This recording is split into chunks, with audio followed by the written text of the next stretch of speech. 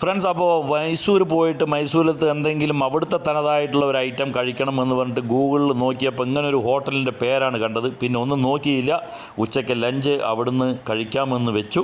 Hotel അന്നവിലാസം, പടുവാറല്ലി എന്ന് പറയുന്ന ഒരു സ്ഥലത്താണ് ഈ ഒരു അന്നവിലാസം എന്നുള്ള റെസ്റ്റോറൻറ്റ്.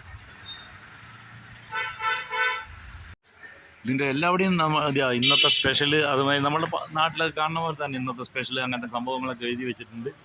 ലഞ്ചിൻ്റെ കാര്യങ്ങൾ, അന്നവിലാസം. ഇവിടെ അതേമാതിരി ഹോട്ടലിൻ്റെ റെസ്റ്റോറൻറ്റ് വെളിയിലുള്ള ഒരു ഇതാണ്, ഡൈനിങ് സ്പേസാണ് ഈ കാണുന്നത്. ഇവിടെ നമ്മളുടെ ഇങ്ങനത്തെ ഒരു സംഭവമൊക്കെ ഉണ്ട്. ഇവിടെ എന്താണ്, ദ ഏഷ്യൻ ഡിലൈറ്റ്, അങ്ങനെ കുറേ കൗണ്ടറുകൾ ഇവിടെ കാണുന്നുണ്ട്. ചാർക്കോൾ ഷാരി, നമ്മളുടെ ഈ ഇതുമാതിരിയുള്ള സംഭവങ്ങൾ എന്താണ് പറയുക, അൽഫാം ഗിൽഫാം മാതിരിയുള്ള സാധനങ്ങൾ. ഇവിടെ എന്താണ്, frost and fish, fresh juice. ഇവിടെ ഫ്രഷ് ജ്യൂസ് കാര്യങ്ങൾ, മോഹിറ്റോ. അപ്പോൾ ഇതൊക്കെ നമുക്ക് ഉൾവശം ഒന്ന് കാണാം. നന്നായിട്ട് തോന്നി, നല്ലൊരു ആംബിയൻസ് ഉള്ളൊരു സംഭവമാണെന്ന് തോന്നി. ഇതെവിടെയൊക്കെ വേണിച്ചാൽ നിങ്ങൾക്ക് നിന്നിട്ട് കഴിക്കാം, ഇവിടെയൊക്കെ വേണിച്ചാൽ ഒന്ന് ഇരുന്ന് കഴിക്കാം. ഇനി ഉള്ളിലെങ്ങനെയാണ് അതിൻ്റെ ഒരു സീറ്റിങ്ങും കാര്യങ്ങളും നോക്കാം. നല്ല ഉള്ളിലേക്ക് കിടക്കാം. ഇവിടെയും അതേമാതിരി ഇതൊക്കെ എഴുതി വെച്ചിട്ടുണ്ട്.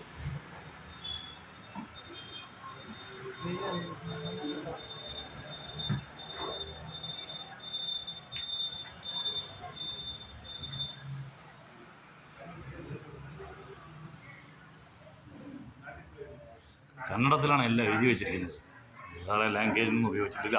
ഇവിടുത്തെ ഒരു സ്പെഷ്യൽ ഐറ്റം റാഗി മുദ്ദ എന്ന് പറയും. ആ ഒരു സംഭവത്തിൻ്റെ ഒരു ഇതാണ് കാണിക്കുന്നത്. അപ്പം നമ്മൾ ലഞ്ചിൻ്റെ കൂടെ അതൊന്ന് പറഞ്ഞിട്ടുണ്ട്. അത് സാധാരണ ചിക്കൻ കറിയുടെ കൂടെയൊക്കെയാണ് അതൊക്കെ കഴിക്കുക. ഇങ്ങനെ കുറേ റൂംസ് ഉണ്ട്. ഒരു പഴയ വീട് മാതിരിയുള്ളൊരു ഇതാണ്. അതിലൊക്കെ ഓരോ ഡൈനിങ് സ്പേസും ഉണ്ട് എല്ലാറ്റിലും. അതിൻ്റെ ഉള്ളിലേക്ക് പോയി കഴിഞ്ഞാൽ ഇവിടെ ഈ room it's not a dining area. ഇത് വാഷ് ഏരിയ ഒക്കെ വളരെ ഹൈജനിക്കായിട്ട്, വളരെ നീറ്റ് ആൻഡ് ക്ലീൻ.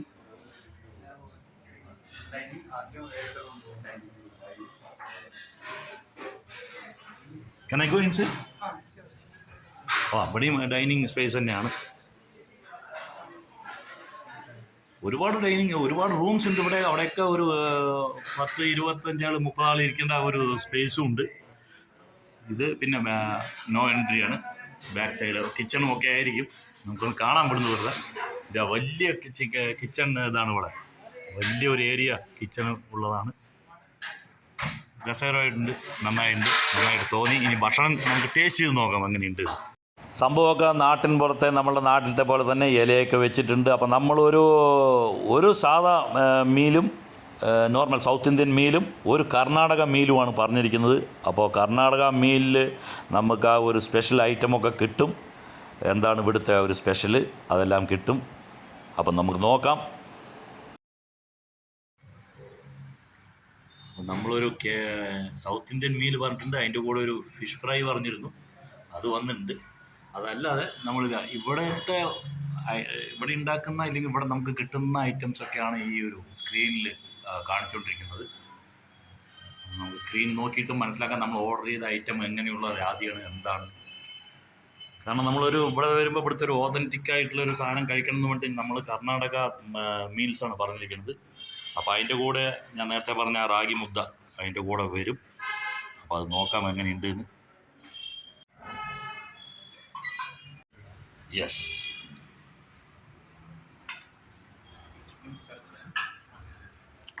നമ്മൾ പറഞ്ഞ റാഗി മുദ്ദ.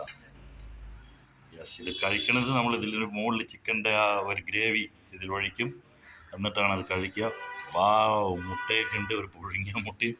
ഇറ്റ്സ് നോട്ട് ബിരിയാണി അല്ലേ, it's not biryani, it's biryani rice, but rice without chicken. അതൊരു ഇതാണ്. ഈ ചിക്കൻ്റെ കറി നമുക്ക് കിട്ടും, അത് കൂട്ടിയിട്ട് വേണം നമുക്ക് ഈ റാഗി മുദ്ദയൊക്കെ കഴിക്കാൻ.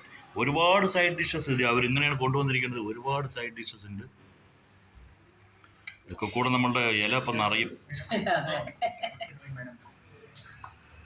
അപ്പോൾ ഇത്രയും സൈഡ് ഡിഷസാണ് അവർ തന്നിരിക്കുന്നത്. നമ്മൾ സൗത്ത് ഇന്ത്യൻ മീൽസിലും ഒരുപാട് ഐറ്റംസ് ഉണ്ട്. അതിൽ പക്ഷേ അരിയും കൊണ്ടുള്ള റൊട്ടിയാണ്, അരിയും കൊണ്ടുള്ള ചപ്പാത്തി എന്ന് വേണമെങ്കിൽ പറയാം. അത് പപ്പടം. അപ്പോൾ അങ്ങനത്തെ.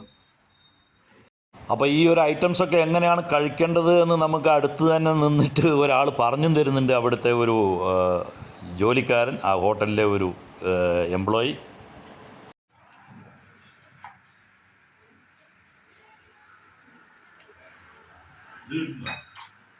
റാഗി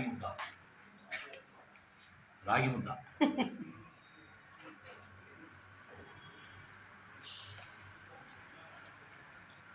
ഇതിന് ഒന്നും ടേസ്റ്റ് ഇല്ല, പക്ഷെ നല്ല ഒരു ഇതായില്ല, കല്ല് പോലെ. ഉപ്പ് അങ്ങനെ ഇല്ല അല്ലേ? മറ്റേ എല്ലാത്തിനും എന്തോ ചിക്കൻ്റെ I have to put chicken gravy. No no no Hindi ऐसा ही कहा ना, ये ग्रेवी डाल के ये भी चिकन. അപ്പോൾ റാഗി മുദ്ദ കഴിക്കാൻ ചില രീതികളൊക്കെ ഉണ്ട്. അപ്പോൾ ഇങ്ങനെയൊക്കെയാണ് അത് കഴിക്കുക. അപ്പം നമുക്ക് അറിവില്ലായ്മ കൊണ്ടാണോ എന്നറിയില്ല, നമ്മളെല്ലാം കൂടെ അഴകുഴാന്നാക്കിയിട്ടുണ്ട്. ഇങ്ങനെ തന്നെ ആയിരിക്കും. അപ്പം നമ്മൾ ഇതിനു മുമ്പ് പല വീഡിയോസിലൊക്കെ ഇങ്ങനെ തന്നെയാണ് അത് കാണിച്ചിട്ടുള്ളത്. അപ്പം നമ്മളുടെ ലഞ്ച് ഫിനിഷ് ചെയ്തു. അവിടെ നമുക്കൊരു കർണാടക ലഞ്ച് എന്നാണ് നമ്മൾ പറഞ്ഞിട്ടുണ്ടായിരുന്നു. അത് പക്ഷേ അവർ ഇങ്ങനെയാണ് വരുന്നത്, ആ റാഗി മുദ്ദ. പിന്നെ നമ്മളുടെ ഒരു ബിരിയാണി പോലത്തെ അതിൽ ചിക്കൻ ഇതൊന്നും ഉണ്ടാവില്ല, പീസൊന്നും ഉണ്ടാവില്ല. അങ്ങനൊരു കുറച്ച് റൈസ്, കുറച്ച് മസാല ഫ്ലേവറൊക്കെ ആയിട്ട്, പുതിനയുടെ ഒരു ചട്നി ഈ മീനിൻ്റെ കൂടെ തന്നതാണ്. അത് നമ്മൾ എടുത്തിട്ടില്ല. മീനേ നന്നായിരുന്നു, ഫിഷ് ഫ്രൈ നന്നായിരുന്നു. മൊത്തത്തിൽ നല്ലൊരു ടേസ്റ്റി ആയിട്ടുള്ളൊരു ലഞ്ചാണ് കഴിച്ചത്. അപ്പോൾ നിങ്ങളും മൈസൂർ സന്ദർശിക്കുന്നുണ്ടെങ്കിൽ ഈ ഒരു അന്നവിലാസം എന്നുള്ള റെസ്റ്റോറൻറ്റ് സന്ദർശിക്കുക. Bye, enjoy.